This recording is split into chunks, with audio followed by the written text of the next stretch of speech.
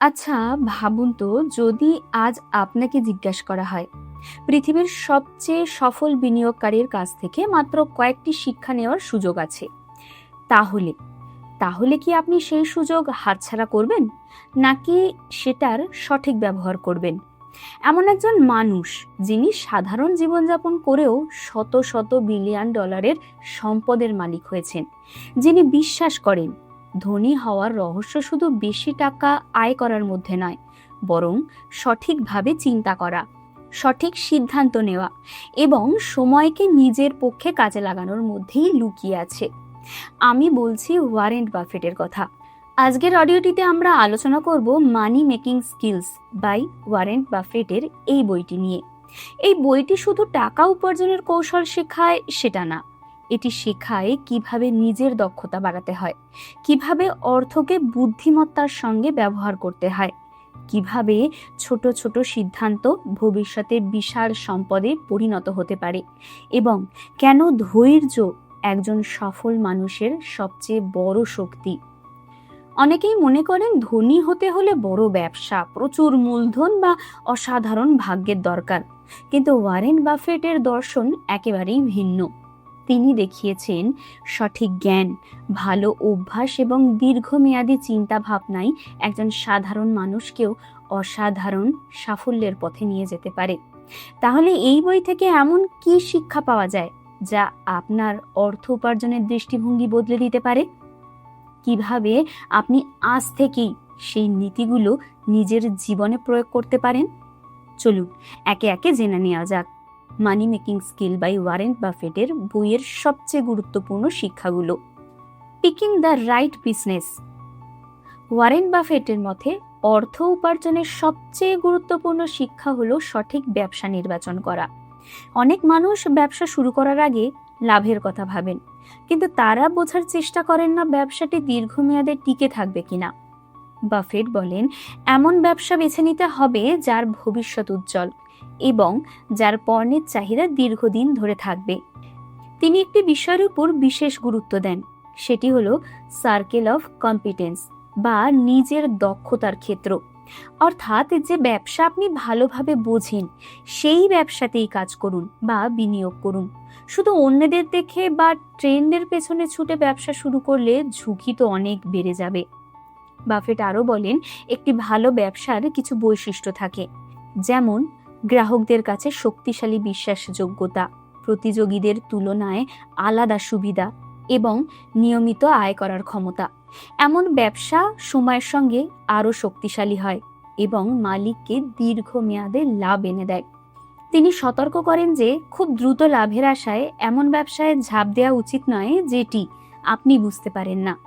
অনেক সময় আকর্ষণীয় সুযোগ দেখালেও যদি ব্যবসার মূল বিষয় পরিষ্কার না হয় তাহলে সেটি বড় ক্ষতির কারণ হতে পারে। এখানে আরেকটি গুরুত্বপূর্ণ শিক্ষা হলো ধৈর্য। সঠিক ব্যবসা খুঁজে পাওয়ার জন্য অপেক্ষা করতে শিখতে হবে। সব সুযোগই ভালো সুযোগ নয়। একজন সফল বিনিয়োগকারী বা উদ্যোক্তা সেই ব্যক্তি যিনি ভালো সুযোগ না পাওয়া পর্যন্ত ধৈর্য ধরে অপেক্ষা করতে পারেন। তাহলে সফল হতে চাইলে এমন একটি ব্যবসা বেছে নিন যা আপনি গভীরভাবে বোঝেন, যার ভবিষ্যৎ ভালো এবং যার দীর্ঘমেয়াদী মূল্য রয়েছে। কারণ সঠিক ব্যবসা নির্বাচনই ভবিষ্যতের আর্থিক সফলতার সবচেয়ে শক্তিশালী ভিত্তি। Economic test of a business.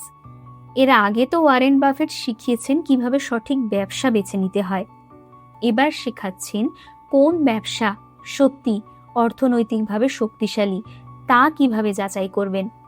বাফেটের মতে কোনো ব্যবসার আকার বড় হলেই সেটি ভালো ব্যবসা হয় না।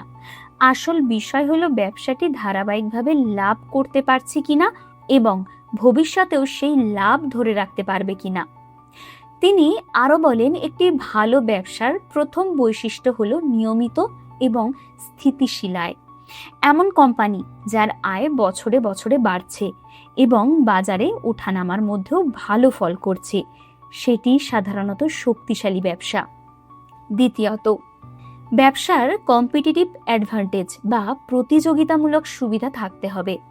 অর্থাৎ এমন কিছু বিশেষ বৈশিষ্ট্য থাকতে হবে যা প্রতিযোগীরা সহজে নকল করতে পারবে না। এটি হতে পারে একটি শক্তিশালী ব্র্যান্ড, উন্নত পণ্য, বিশ্বস্ত গ্রাহক বা কম খরচে উৎপাদনের ক্ষমতা। এই সুবিধাই একটি কোম্পানিকে দীর্ঘ সময় ধরে লাভজনক রাখে। একটি ব্যবসা যদি প্রতি বছর নতুন ঋণ নিয়ে টিকে থাকতে বাধ্য হয়, তাহলে সেটি সতর্কতার সংকেত। বরং তিনি এমন ব্যবসা পছন্দ করেন যা নিজের আয় থেকে বৃদ্ধি পায় এবং অপ্রয়োজনীয় ঋণের উপর নির্ভর করে না। আরেকটি গুরুত্বপূর্ণ বিষয় হলো রিটার্ন অন ক্যাপিটাল, অর্থাৎ ব্যবসায় যে অর্থ বিনিয়োগ করা হয়েছে সেটি কতটা দক্ষতার সঙ্গে লাভে পরিণত হচ্ছে। যদি কম মূলধন দিয়েও একটি কোম্পানি ধারাবাহিকভাবে ভালো মুনাফা করতে পারে, তাহলে সেটি একটি উচ্চমানের ব্যবসা। তাহলে আমরা এখান থেকে কি শিখলাম? কোনো ব্যবসাকে শুধু তার জনপ্রিয়তা বা আকারে দেখে বিচার করবেন না। দেখুন ব্যবসাটি নিয়মিত লাভ করছে কিনা, প্রতিযোগীদের তুলনায় তার বিশেষ সুবিধা আছে কিনা, অযথা ঋণের উপর নির্ভর করছে কিনা এবং বিনিয়োগকৃত মূলধন থেকে ভালো রিটার্ন দিতে পারছে কিনা। এই অর্থনৈতিক পরীক্ষায় যে ব্যবসা উত্তীর্ণ হয়, দীর্ঘমেয়াদে সফল হওয়ার সম্ভাবনা তারই সবচেয়ে বেশি। Picking the right manager. এরপর বাফেট দেখিয়েছেন একটি ভালো ব্যবসার পেছনে সবচেয়ে বড় শক্তি হলো একজন সৎ, দক্ষ এবং দায়িত্বশীল ম্যানেজার। কারণ ব্যবসা যতই বড় হোক, ভুল নেতৃত্ব সেটিকে ধীরে ধীরে দুর্বল করে দিতে পারে। একজন সফল ম্যানেজারের প্রথম গুণ হলো সততা। দক্ষতাও গুরুত্বপূর্ণ, কিন্তু সততা ছাড়া সেই দক্ষতা ব্যবসার জন্য ক্ষতিকর হতে পারে। তাই তিনি সবসময় এমন মানুষকে গুরুত্ব দেন যিনি সৎ, স্বচ্ছ এবং প্রতিষ্ঠানের স্বার্থকে ব্যক্তিগত লাভের আগে রাখেন। এর পরের গুণ হলো যোগ্যতা। একজন ভালো ম্যানেজার শুধু নির্দেশ দেন না, তিনি বাজার বোঝেন, সিদ্ধান্ত নেন এবং সমস্যার সময় শান্ত থেকে কার্যকর সমাধান বের করেন। তিনি জানেন কখন ঝুঁকি নিতে হবে এবং কখন ধৈর্য ধরতে হবে। একজন ম্যানেজারের উচিত মালিকের মতো চিন্তা করা, অর্থাৎ কোম্পানির প্রতিটি টাকা নিজের টাকার মতো যত্ন নিয়ে ব্যবহার করা। অপ্রয়োজনীয় খরচ, অহংকার বা শুধু নিজের সাফল্য দেখার জন্য সিদ্ধান্ত নেওয়া একজন ভালো ম্যানেজারের বৈশিষ্ট্য নয়। আরেকটি গুরুত্বপূর্ণ শিক্ষা হলো ভালো ম্যানেজারকে অতিরিক্ত নিয়ন্ত্রণের প্রয়োজন হয় না। যদি একজন নেতা সৎ এবং দক্ষ হন, তাহলে তাকে স্বাধীনভাবে কাজ করার সুযোগ দিলে তিনি প্রতিষ্ঠানের জন্য আরো ভালো ফল আনতে পারেন।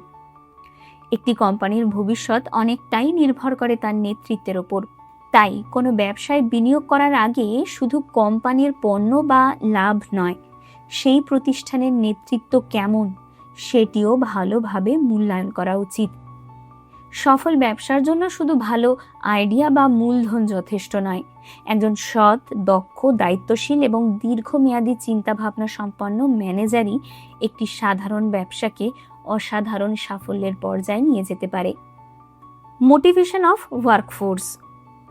এখানে বাফেট বলেন, কোনো প্রতিষ্ঠানের প্রকৃত শক্তি শুধু তার পণ্য বা প্রযুক্তি নয়, বরং সেখানে কাজ করার মানুষ।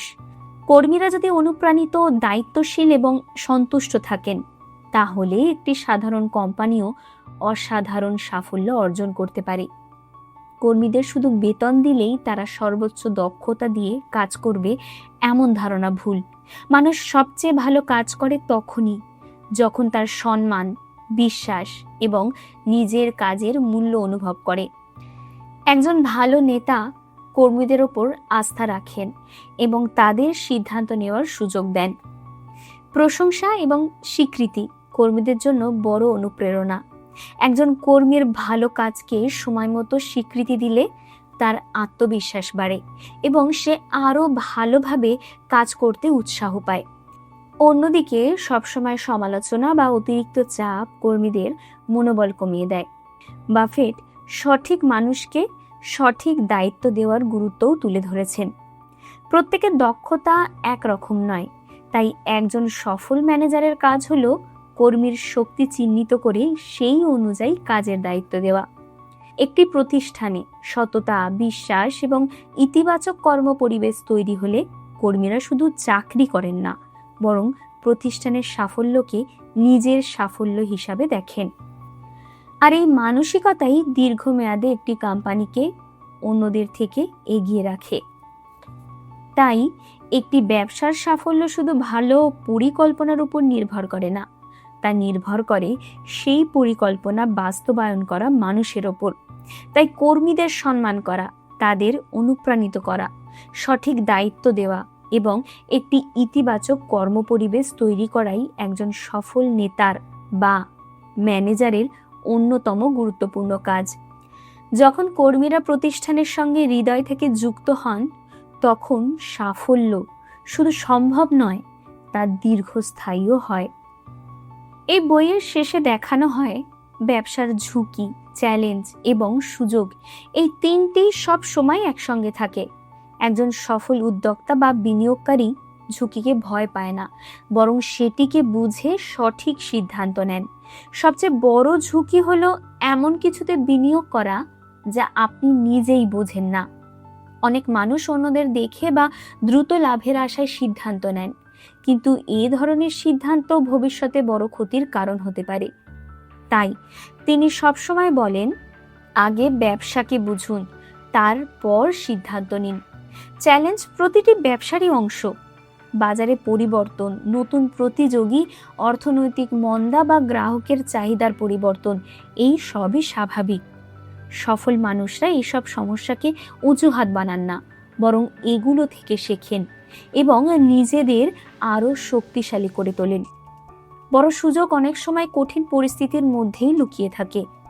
যখন সবাই ভয় পেয়ে পিছিয়ে যায়, তখন যারা ঠান্ডা মাথায় পরিস্থিতি বিশ্লেষণ করে, সঠিক সিদ্ধান্ত নিতে পারে, তারাই দীর্ঘমেয়াদে সবচেয়ে বেশি লাভবান হয়। তাই তিনি আবেগ দিয়ে নয়, যুক্তি ও তথ্যের ভিত্তিতে সিদ্ধান্ত নেওয়ার পরামর্শ দেন। আরেকটি গুরুত্বপূর্ণ শিক্ষা হলো দীর্ঘমেয়াদী দৃষ্টিভঙ্গি। সাময়িক ওঠানামা দেখে ভয় পাওয়া উচিত নয়। যদি কোনো ব্যবসার ভিত্তি শক্তিশালী হয়, তাহলে ধৈর্য ধরে থাকাই বুদ্ধিমানের কাজ, কারণ সময়ের সঙ্গে ভালো ব্যবসার প্রকৃত মূল্য প্রকাশও পায়। তাই ঝুঁকি এড়িয়ে নয়, ঝুঁকি বুঝে সিদ্ধান্ত নিতে শিখুন। প্রতিটি চ্যালেঞ্জের মধ্যে নতুন সুযোগ খুঁজে বের করুন এবং স্বল্প মেয়াদী লাভের পরিবর্তে দীর্ঘমেয়াদী সাফল্যের দিকে নিজের নজর দিন। ওয়ারেন বাফেটের মতে জ্ঞান, ধৈর্য এবং সঠিক সিদ্ধান্তই ঝুঁকিকে সুযোগে পরিণত করার সবচেয়ে বড় চাবিকাঠি। ওয়ারেন বাফেট একদিনে বিশ্বের অন্যতম সফল বিনিয়োগকারী হয়ে ওঠেননি। তিনি ধীরে ধীরে সঠিক সিদ্ধান্ত, ভালো অভ্যাস এবং দীর্ঘমেয়াদী চিন্তাভাবনার মাধ্যমে এই সাফল্য অর্জন করেছেন। এই বইটিও আমাদের সেই একই শিক্ষা দেয়। ধনী হওয়ার আগে নিজেকে মূল্যবান করে তুলুন। দ্রুত লাভের পেছনে না ছুটে সঠিক সিদ্ধান্ত নিতে শিখুন এবং ধৈর্য ধরে নিজের লক্ষ্য অর্জনের পথে এগিয়ে যান। আশা করি আজকের বইয়ের সামারি থেকে আপনি নতুন কিছু শিখেছেন। যদি অডিওটি ভালো লেগে থাকে, তাহলে একটি লাইক দিয়ে চ্যানেলটি সাবস্ক্রাইব করুন এবং এমন আরও অসাধারণ বইয়ের সামারি পেতে আমাদের সঙ্গে থাকুন। তাহলে দেখা হচ্ছে পরের আরও একটি নতুন অডিও বুক নিয়ে।